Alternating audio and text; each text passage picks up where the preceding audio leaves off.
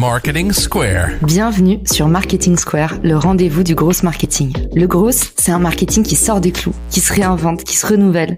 C'est aussi un mindset qui repose sur l'envie de se dépasser, de se détacher de ses opinions une bonne fois pour toutes et d'apprendre en continu. Si tu te reconnais dans cette description, que tu sois débutant ou expert, abonne-toi. Ce podcast va devenir ton meilleur allié. Ce podcast est rendu possible par Richmaker, la plateforme que j'ai lancée pour permettre enfin aux marques de monter des partenariats qui fonctionnent. Identifier un partenaire stratégique, faire le plein d'idées de partenariats et surtout performer ensemble et collectivement. Si cette vision vous parle, rendez-vous sur richmaker.com et bon épisode.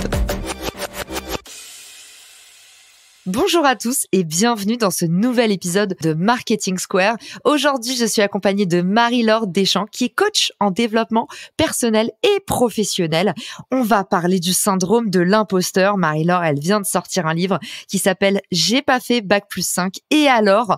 On va parler de tous ces moments dans notre vie où on se sent pas assez légitime, par exemple, ou pas assez à sa place. Vous avez 1000 exemples de tous ces moments où vous avez senti que vous n'étiez pas à la hauteur. Et pour déconstruire tout ça, j'accueille Marie-Laure. Salut Marie-Laure, bienvenue dans le podcast. Salut Caroline, ravie d'être avec toi et tes auditeurs aujourd'hui, c'est trop génial. Pour ceux qui t'ont pas vu passer sur LinkedIn, tu fais partie de ces présences bienveillantes du réseau. Donc c'est un bonheur de faire partager ça à mes auditeurs aujourd'hui. Et du coup, peut-être qu'on peut commencer par te demander, toi qui es un peu la spécialiste développement personnel, raconte-nous, c'est quoi concrètement le syndrome de l'imposteur ?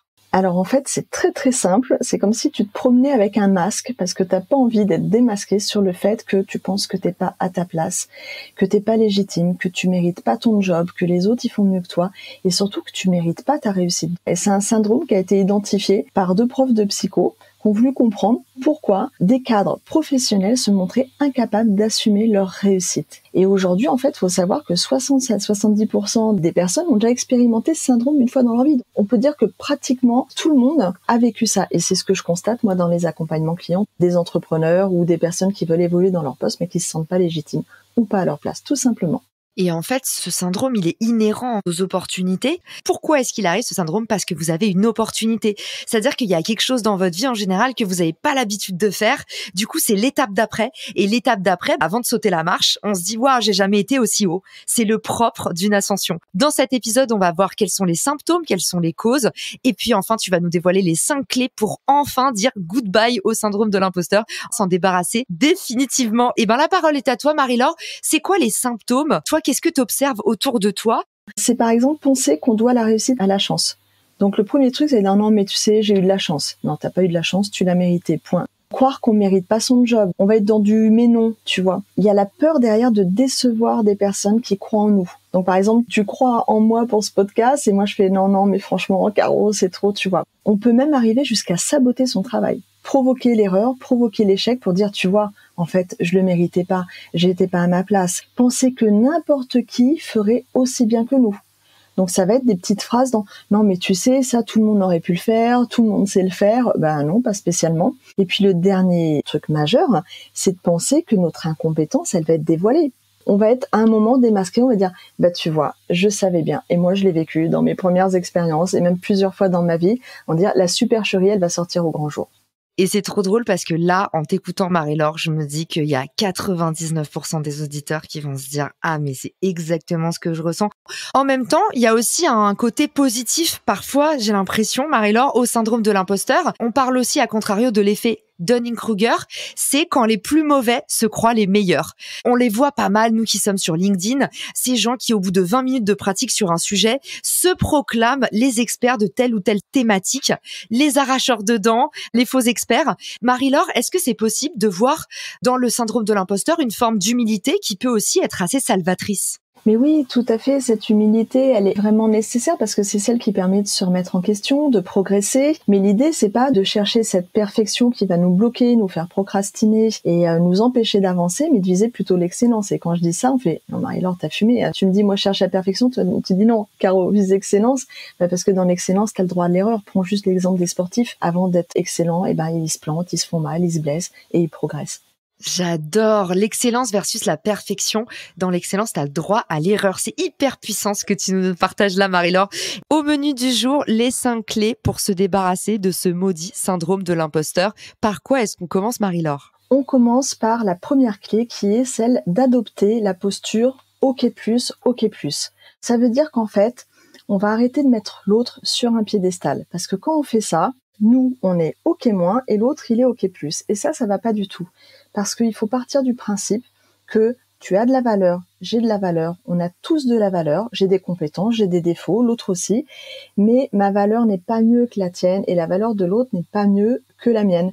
Donc, c'est basé sur de l'analyse transactionnelle issue de la théorie d'Eric Berne, mais c'est vraiment la posture dans laquelle j'invite à mettre tous les auditeurs. Vous êtes tous extraordinaires pour plein de raisons et c'est génial. Donc, sortir de la position basse, c'est un petit peu ça. Exactement. La deuxième clé, c'est arrêter d'émettre des hypothèses négatives sur ce que les autres pensent de nous. Quand on a le syndrome de l'imposteur, on a tellement peur d'être démasqué qu'on est à l'affût des moindres réactions qui prouvent qu'on est démasqué. Donc par exemple, imagine, on est en train de négocier un contrat, je te partage quelque chose, et là, tu avais la tête de côté et tu te redresses brutalement, tu tournes la tête et tu me fais un « ah bon ?» Ton changement de posture, ton mouvement de tête, l'expression, le « ah bon ?» va venir me faire douter.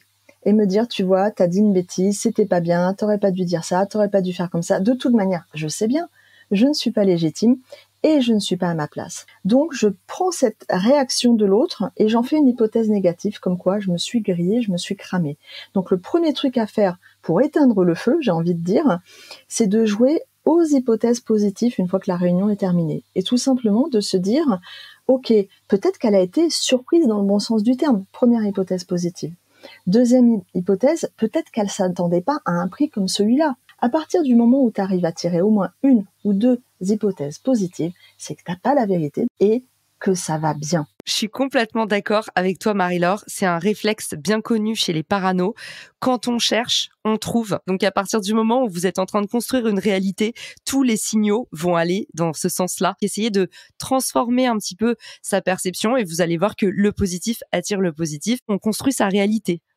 Exactement. Et au pire, si tu doutes toujours, une fois que tu as joué au jeu des hypothèses positives en disant oui, mais quand même, je sais bien que quand elle fait ce petit mouvement de tête, c'est que, et tu te fais ton film, tu retournes voir la personne et tu craques le sujet en disant, tu sais, tout à l'heure, quand j'ai évoqué ce point-là, t'as eu l'air étonné. Est-ce que je continue sur cet axe-là? Est-ce que je creuse? Et si la personne te dit, ah non, pardon, excuse-moi, non, c'était juste génial. Ok, la preuve est là, il n'y a pas de problème. Et ça, c'est sous couvert, Marie-Laure, de pas surréagir. C'est-à-dire, en fait, tu vois, la personne peut aussi se sentir agressée si on va la voir après. En vrai, on connaît tout ça dans la vie. Quand quelqu'un, après coup, vient nous demander pourquoi on a fait quelque chose, est-ce que ça met pas cette personne un peu dans une position malaisante? Non, je pense que si tu vas vraiment avec bienveillance en disant, tu sais, tout à l'heure, quand j'ai fait la présentation, j'ai eu l'impression que tu étais étonné. T'es pas obligé de dire, tu t'es relevé, t'as tourné la tête et tu m'as fait un petit « ah bon ?» Tu y retournes tout simplement en disant, tout à l'heure, quand on a échangé sur ce point-là, j'ai eu l'impression que c'était surprenant pour toi que j'annonce ce chiffre-là. Est-ce que tu as besoin que je creuse? Est-ce que, voilà, tu vas vraiment en mode discussion, OK+, justement, adulte. Et voilà, t'es pas dans le ton, évidemment, accusatoire. Ok, au top. La troisième clé que je voulais partager, c'est de faire tout simplement le point sur les réussites. Parce que quand on a le syndrome de l'imposteur, ce syndrome, on le nourrit. Là, c'est vraiment un exercice pratico-pratique. C'est de faire un tableau avec 3 colonnes. Dans la première colonne, tu fais la liste de toutes tes réussites. Ça peut être un changement de job, une évolution, un projet qui a abouti, des étapes positives dans ta vie professionnelle. Dans la deuxième colonne, tu regardes comment se manifeste ce syndrome de l'imposteur. Quelle raison tu donnes à cette réussite avec ton masque? Donc avec mon masque, si j'ai évolué, c'est parce que j'ai eu de la chance. Si le projet il a abouti, c'est grâce à mon associé. Donc il y a toujours un truc qui fait que si tu as réussi, c'est pas grâce à toi.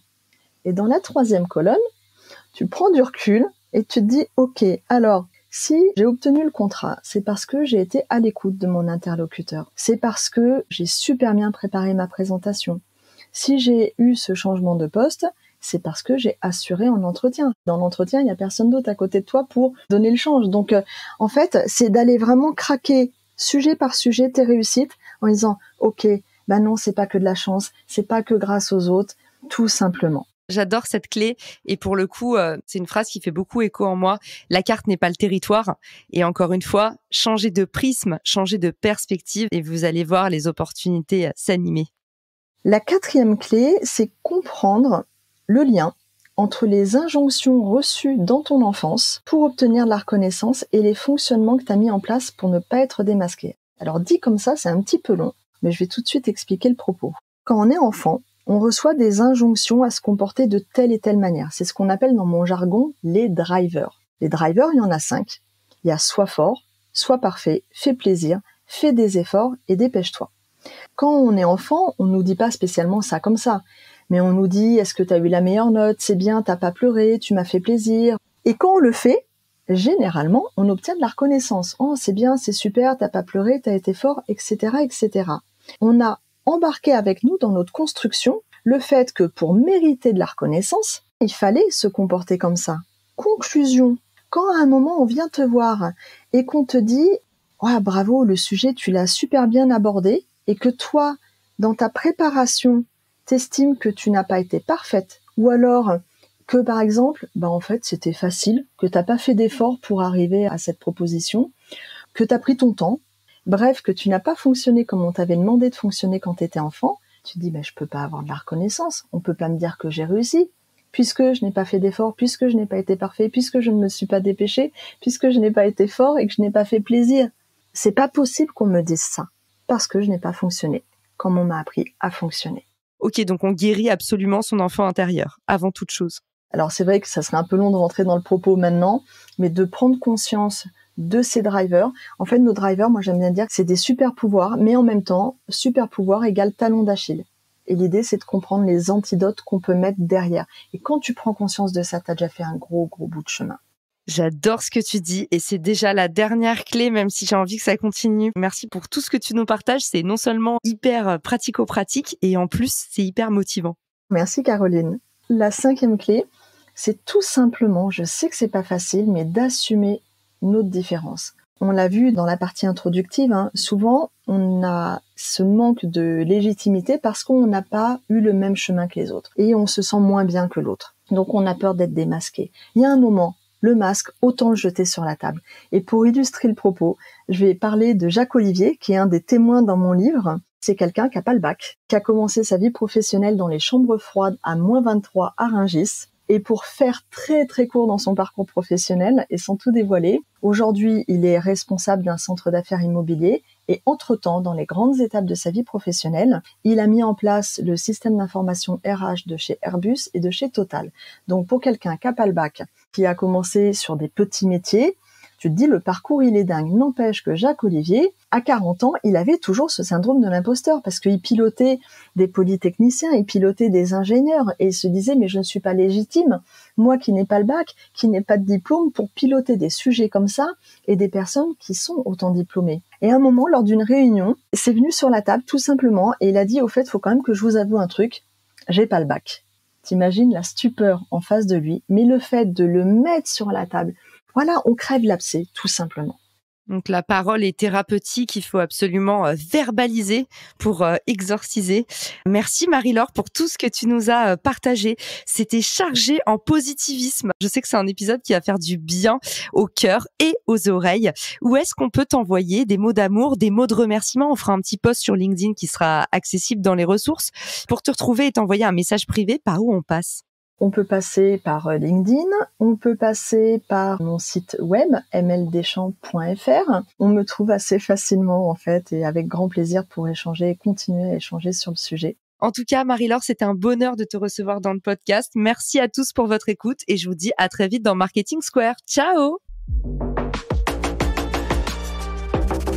Si cet épisode te plaît, tu peux le partager en me taguant ou lui laisser 5 étoiles sur Apple Podcast. Marketing Square.